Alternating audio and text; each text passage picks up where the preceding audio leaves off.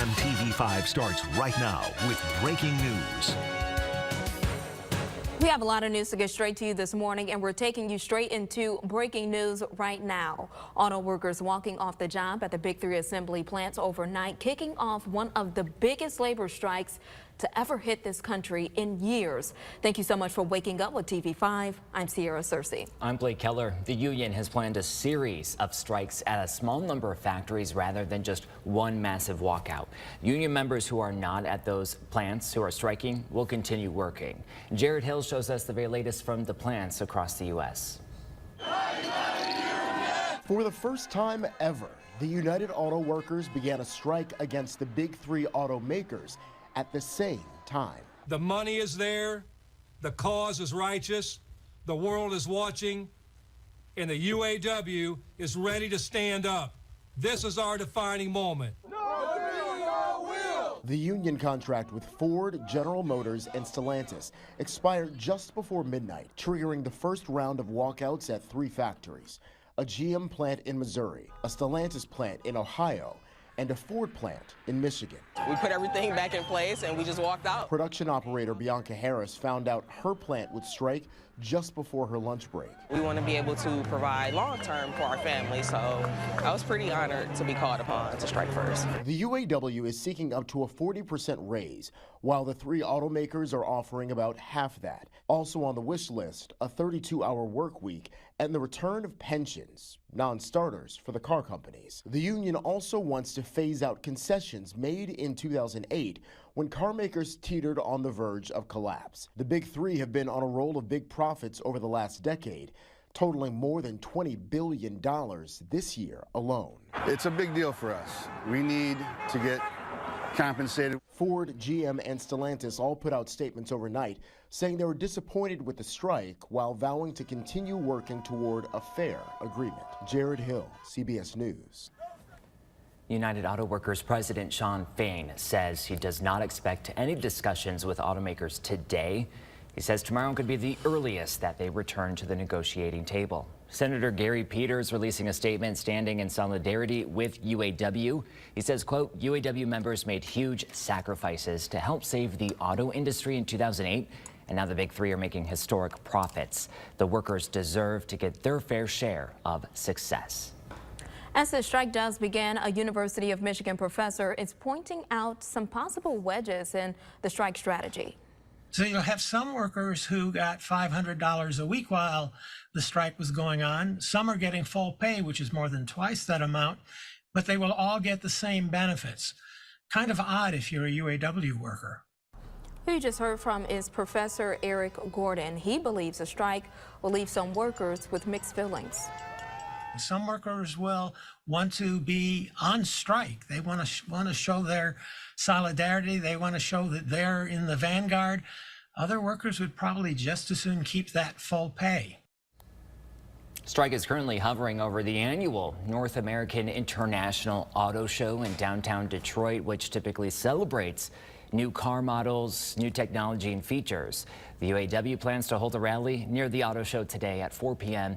with UAW's president and even Senator Bernie Sanders, among others. Governor Gretchen Whitmer is also saying it's imperative the UAW has those good contracts so the Big Three can keep business going.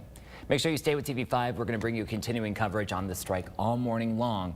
And you can also find all UAW related stories on our website and through our app. Download it now in the App Store and on Google Play and put your push alerts on. Let's go ahead and take this live look over downtown Saginaw, where skies are looking clear to start.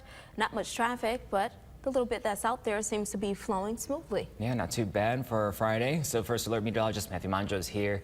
What do we have in store for us, Matthew? We have a beautiful Friday in store for us. This morning, just a little bit of patchy fog similar to yesterday morning, but it hasn't been at least as widespread or frequent as it was yesterday morning. And this is just with the clear skies and the cooler conditions that we're starting off with. But really for today, especially this afternoon, it will be slightly warmer than yesterday. Just trying to do anything you can to take advantage of this nice weather for our Friday. Friday. Now, temperatures this morning, 39 in Clare. That's the coolest temperature we've seen so far. We do have 48 in Bay City, 51 in Flint. Into the central parts of the Thumb and the eastern parts of the Thumb, Bad Axe and Sandusky, you're both coming in at 46 degrees as of right now, too. So for those bus stops, there will be some patchy fog, at least in parts of mid-Michigan, mostly in central Michigan, like we were just seeing. Those afternoon bus stops, though, again, a little bit warmer than yesterday, 72 degrees, mostly sunny. Shouldn't have as many fair weather clouds this afternoon, so that will allow for more sunshine, and then more of the sunshine and eventually clear conditions in store for this evening. We have the Loons this evening taking on the Tin Caps, game number 3 in that playoff series, but also our Friday Night Lights game of the week, Frankenmuth visiting Birch Run.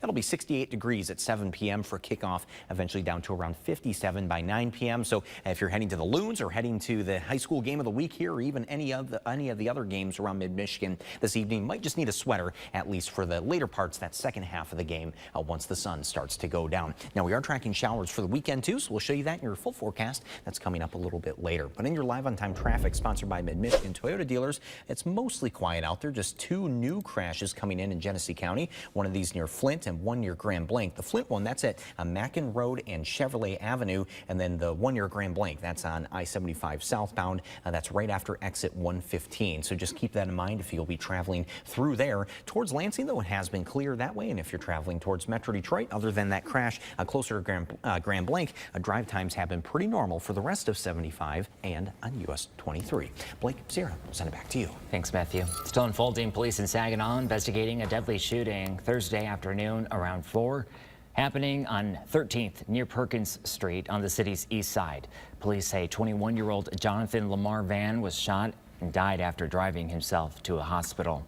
No one has been arrested. If you have any information, please call Saginaw Police right away. More local news. Members of the Saginaw Fire Department simulating what to do if a vehicle catches fire in the downtown parking garage across from the Dow Event Center. This training helps crews become more proficient in the use of aerial devices because fire engines can't fit inside the garage. What these guys are learning here today makes a difference of whether, you know, a car totally burns up, or maybe we can find it just the one car versus having maybe 5 or 6 cars burned up.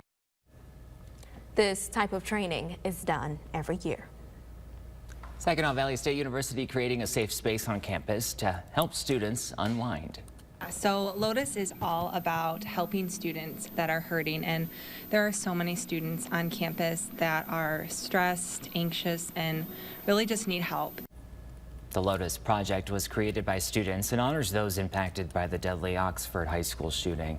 The founders say the space is filled with emotional, mental, and physical health resources to help students with a stressful school day. When students enter, they'll know they're not alone. So it won't only just be here, but it'll be a community outside of here too. Lotus is now a club as well. So we'll be hosting events on campus for students to attend where everyone can come and feel welcome. The space includes books, fidget devices, cards, healthy meal recipes, and more. The Lotus Project Room is in the Wicks building. That's on Saginaw Valley State University's campus in room 267. My Element Grains and Grounds hosting a benefit for the Humane Society in downtown Midland during Pints and Pretzels for Pets. The business donating $1 for every beer and pretzel combo sold.